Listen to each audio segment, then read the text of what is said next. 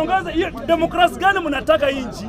Kama nyinyi wenyewe juzi kitu imefanyikia brother yetu hapo mwenye our own member Mr. Kasamuel pale, watu wa bunge wengi walikuwa wanaongea vibaya.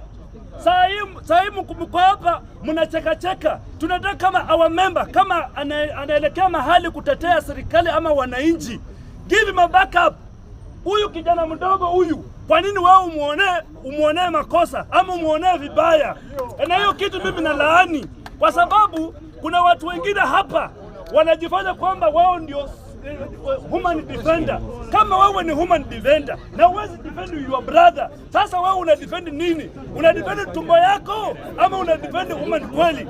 Hiyo mimi nimekataa, na mimi naonya watu wa bunge, mtu wa bunge akipata shida kwa brother yake, waje kusema kwamba angefaa afanye namna hivi. Mr. Speaker, nikimalizia kidogo kwa siasa. Kwa siasa wale watu wanasema Ruto must go. I think ni nyingine. Na hii ni kitu cha maliza.